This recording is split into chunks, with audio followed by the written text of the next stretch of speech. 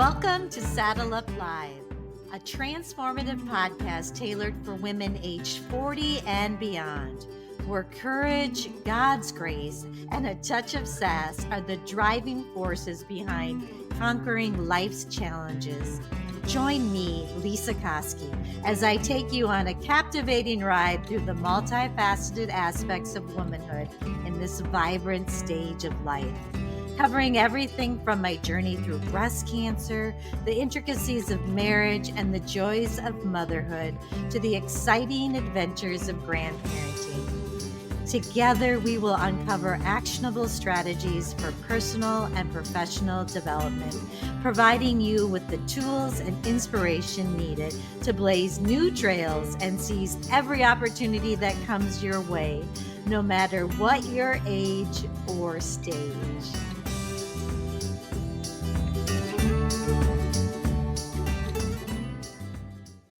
Listeners, I am so grateful that you're here today. This is a special Saddle Up Live. I had judge and litigator from Texas, Michele Locke, on doing Divorce Different. And we had the greatest chat. I love talking to her. And she does speak on the subject of self-care. And I thought, what a better place to talk about self-care than Saddle Up Live. So we did record a podcast episode and it's so good. She's got tips that are going to help you. Her story is tough, but it's a good story to hear because it's uplifting for all of us gals. So stay tuned. You're gonna love her. I'm so glad you're here. Okay, so now I've kind of set the stage for this beautiful woman sitting in front of me. This woman who wants to educate people. I love that about you, Michele. But I think what my listeners love to hear, they love to really get to know the people on this podcast. Could you just share? I don't think you've had an easy life or an easy story. Can you share your authentic story so we can get to know you a little bit better?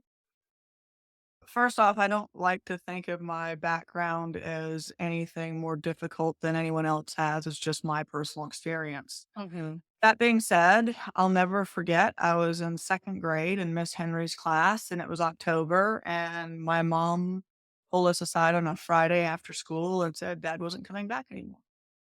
I remember my mom crying afterwards, and I remember myself crying, but I also don't remember it being some big surprise. Leading up to that, my parents had a tumultuous relationship.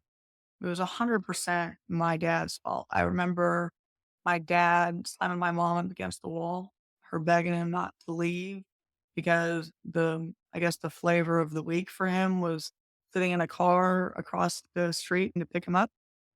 I remember lots of times of my mom crying.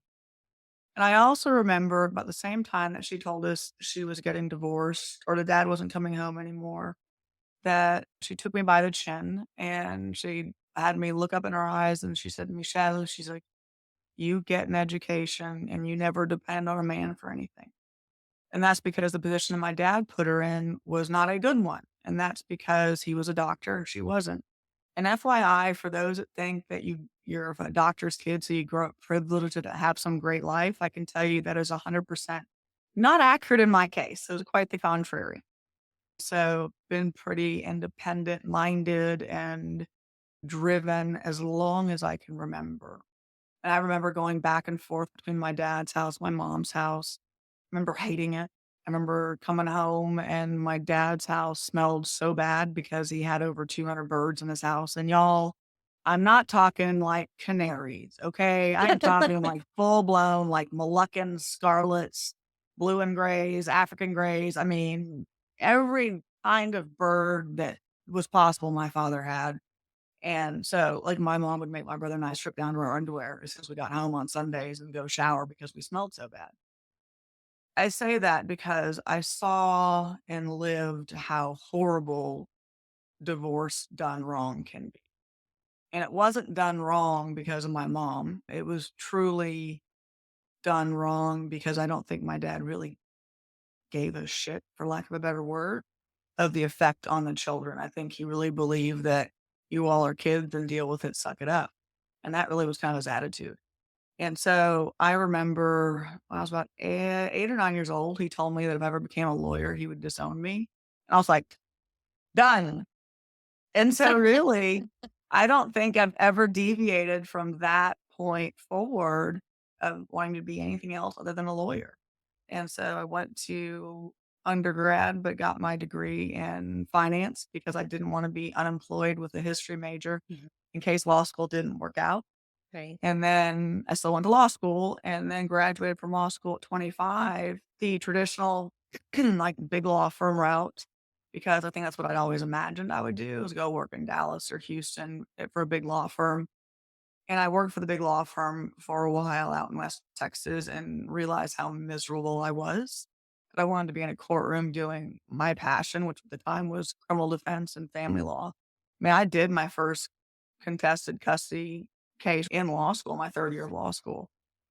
And at the time I'd met my at the time husband, we're now since divorced, but he had 2 little girls and he had been a prosecutor for I think 10 plus years at that point, and his girls were 3 and 5, and I remember I wasn't gonna make, because I met him when I was in law school, wasn't gonna make 2 little girls lose their dad because I think he probably would have moved anywhere I wanted to go when I graduated law school, but I wasn't gonna do that to 2 little girls because I knew how much I wanted a dad in my life, and my dad just wasn't. And so I made the commitment to stay there until they graduated from high school. The youngest graduated in 2015. And so in 2016, I left, moved to Central Texas. I left a full time judgeship. I was an associate judge in family law in West Texas, and I've done it for about 5 years. Been from practicing law now for 23. I came back to Central Texas where I went to undergrad and really started over again with the practice and was able, fortunately, to make something of myself pretty quickly. And I was able to gain a judgeship back here within 3 years of me moving here from one Crazy. of the smaller municipalities that are outside of Austin. And so that's kind of where I sit today. I'm divorced. I've got 3 boys. I've got my dog and 2 cats, and my boys are 21, and he's a paramedic. The 19-year-old is still in college, thank goodness. And then the 9-year-old is 9, so he's still perfect because the hormones Wow. haven't hit yet. I figure I got Yeah. 2 more years left before he turns into a teenage boy, which are about 0 fun. I mean, I've been the stepmom, I do divorce law, I've been the kid of divorce, I've sat on the bench seeing divorces from the judge perspective, and then I'm back in private practice, and now I'm divorced and navigating how divorce works, from my perspective, and so I really have seen all sides of it, and so I don't know if that's a good thing, bad thing, or indifferent, but it gives me a pretty unique perspective that I carry into my practice today. Yeah, and you know what? I mean, I read up on you, I stalked you a little bit, but I didn't know all of this. I didn't know all these details. And Michelle, I can't imagine if I were in Texas.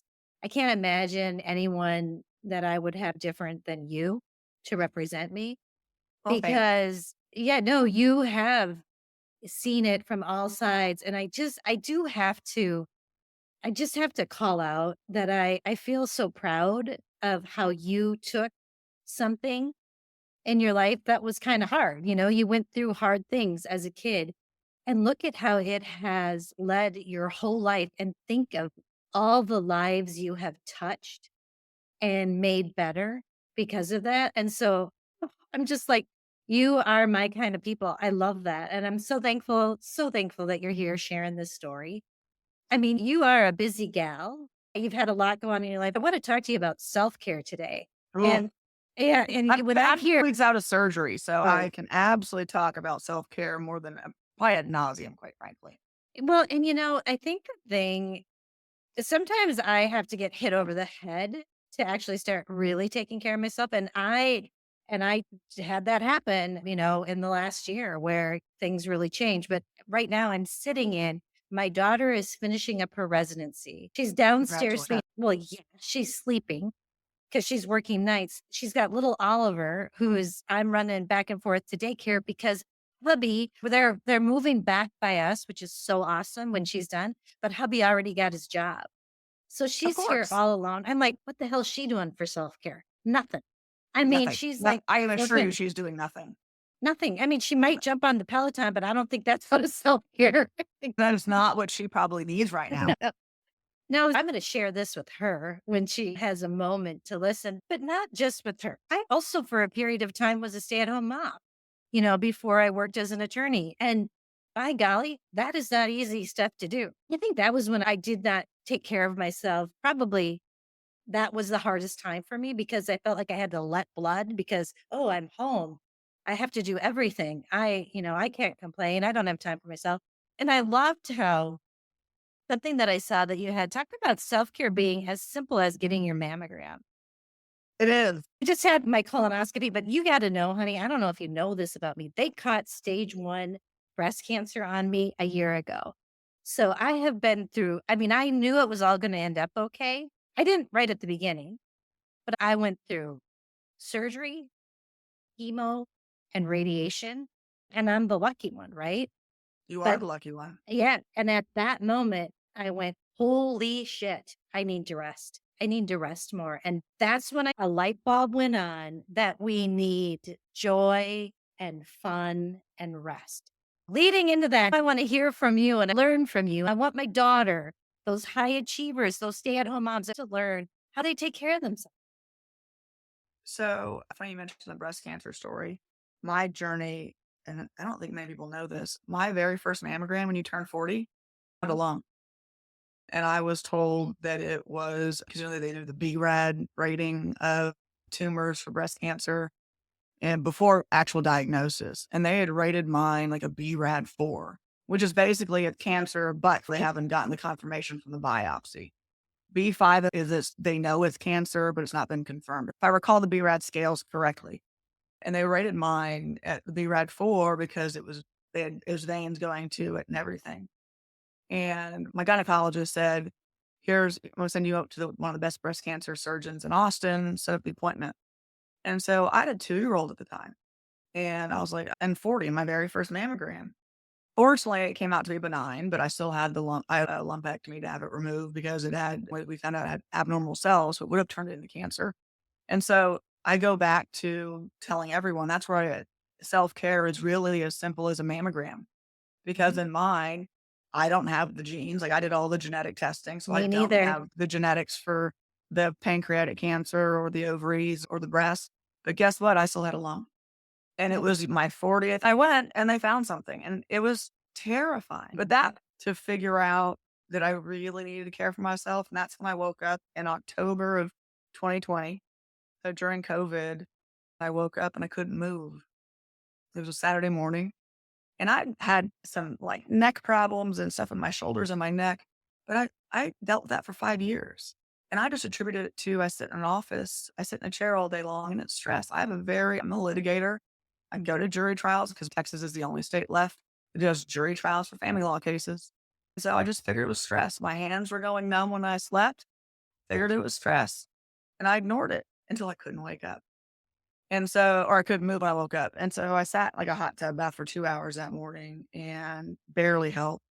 I was like, "Well, let me go get a massage. Let me go see my chiropractor." None of that worked. And then a week later, I went to my orthopedic surgery group because they by now treated my spine, my knees, my ankle.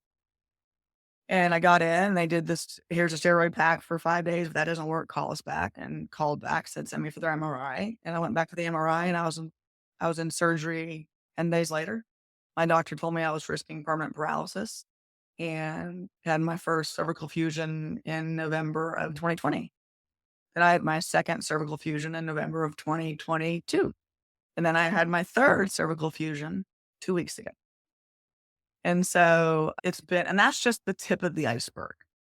I was also for a period of time, probably around 300 pounds. I don't really know how heavy I got because I stopped weighing myself. I think the highest I ever weighed myself was like 294, 296, and I just stopped. I've now lost 110 pounds. You look Um, amazing. You're well, beautiful. thank you. But it's been a journey to get here. And I wish that I had not put everyone else first. I put my stepkids first. I put my kids first. I put my husband first. I put everyone first because that's how I was raised, is that's what wives and moms do. Mhm. And I did it to my detriment. And what tell now, because it's really one of the platforms I speak on the most, is no one will be there to care for your kids the way you care for them, period. And so if you don't take care of yourself and you don't get, the early screening exams and you don't do what you're supposed to do, then you're not going to be around for your kids. And that's kind of really what shook me. And that's one of the reasons why I'm divorced. Is because we had one too many arguments and it was detrimentally affecting my health. I mean, my blood pressure was so high in December of 2023 that I think I almost stroked out. And then I had to go for iron infusions because I was anemic. It was just my body was a wreck and my marriage was miserable. He was probably as miserable as I was. And then we had a fight in, I think, March of 2024. And I said, no more. I was killing myself because I thought staying for the benefit of the kids was what I was supposed to do. Yeah. And it was not. And it's not advice that I would tell anyone now to follow. I think my advice now is get out when you can and get out early because it's only worse and it's not any good for the kids. And when you're older when you're older and get divorced when the kids are older, the kids more take sides. And not only do the kids take sides, but it's harder on the kids. They don't want to have to adjust and the parent loses out. And then the damage that occurs to those kids, seeing parents argue, seeing their parents in an unhappy marriage. Everyone thinks, oh, well, it's better to stay together. And I got to tell you, I think I'm of a different belief now because I thank God every day that my parents got divorced. Thank God every day. Thank God they got divorced. Thank God. I don't think I'd be the person I am today without my stepdad, who has been wonderful, wonderful to me, wonderful to my brother, a lifesaver, quite frankly, in so many ways. And I am where I am today solely, well, not solely, my mom's a rock star, but between the two of them, most instrumental people for why I am where I am in my life. Well, and I think I that thank is you for that. I think that's a Sorry, I didn't mean message that no, I interrupted you. I didn't mean to. It's hard on these calls. We don't mean to. We're polite people.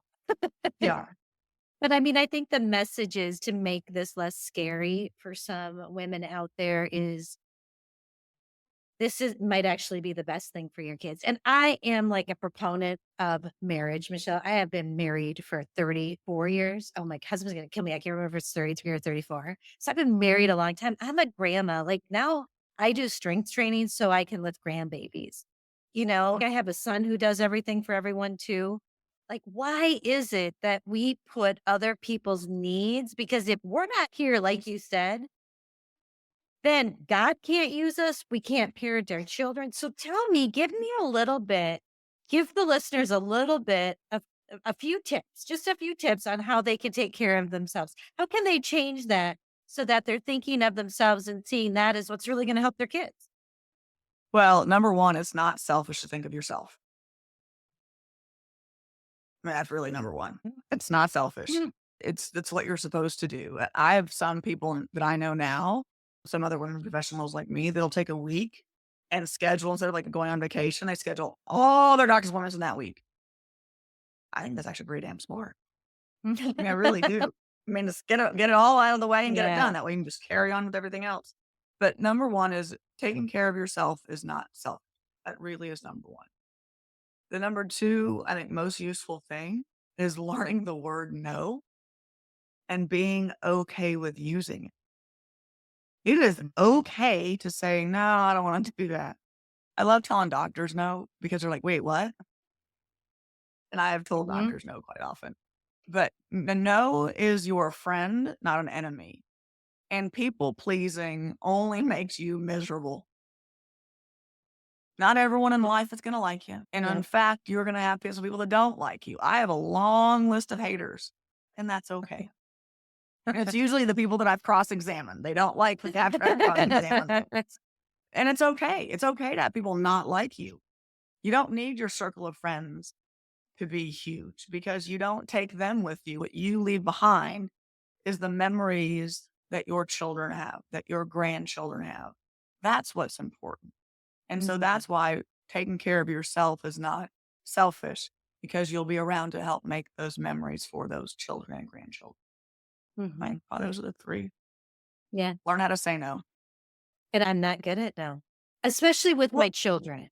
yeah, of course not. They're grown, but I want to people please. And you don't want to disappoint anyone. And learning your boundaries and learning to say no has really been kind of the last few years for me. I'm not doing that. I'm not people pleasing because it got me. When you don't take care of yourself and don't find happiness in what you're doing, but are doing it for everyone else, that's when depression kicks in. That's where you find other substitutes that immediate, like feel better kick. That's where I turn to food. I don't have any doubt that food was an emotional support for me, Right. but now it's not even an issue anymore. But before it was that it really was because I was miserable because instead of taking care of what I needed to fill my cup, I was making sure everyone else's was full. Yep. I was making sure my husband had those surprise birthday parties and the big moments. And you know how many surprise birthday parties he threw for me? Right. I Think know. about it. Think about people in your life and how are they are adding to your plate or helping share that plate. For example, how often are you the one scheduling all the appointments for your spouse? How many times are you helping do X, Y, and Z for someone, but they're not doing something for you? If someone is adding to your plate continuously, but not helping share in that plate or that burden, then how are they benefiting you? Right. Well, and I think once you start to realize this, you realize you are responsible for feeling happy because you are the one and you set up those boundaries. It really has changed my life. In fact, I have a really dear friend and she kind of forgot like a date. I had to go in for that first diagnostic mammogram and she just blew it off. And I said, I need you to care because we're friends. It was okay. And the Right. old Lisa would have never done that. She would have stuck Right. it. She would have not respected how I felt. I would have thought, well, I shouldn't feel that way. That's asking for too much. Well, what the, if I need it from my friend, I need it from my friend. So I love that. And I love everything you're saying about self care. And that is my wish is that this can just be a starting block for some of those women out there to just have a better life and just start taking care of themselves, rest, you know, get your care. It's not something to feel guilty about. It's so that you can do your work and your calling and you know, whatever that is. So I love that so much. It is hard for us to women embrace, especially moms, because we give, give, give, and give. But I gotta tell you, and this is kind of the journey that I've been on, is happiness is you are 100% correct. It is your own duty to find your own happiness. No one's going to give it to you. No one's going to make you happy. And if you're depending on those things for happiness, you'll never be happy. Right. Like it's not the cars, it's not the David Givern jewelry, which is my happy place. But it's those things don't. It's an immediate high. But at the end of the day, when you're laying in bed, that's not what's making you happy. Right. And that's such a great point. It's a great place to pause and end. And thank you for being here. Thank you for having me.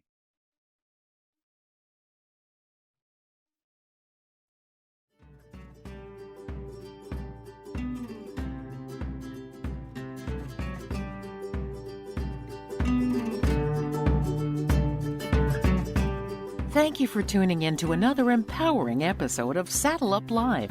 As we conclude this exhilarating journey together, don't forget to subscribe, share your thoughts, and become a valued member of our vibrant community. Because, as always, every woman deserves to thrive, flourish, and live her best life. Until the next time, saddle up and keep conquering those trails.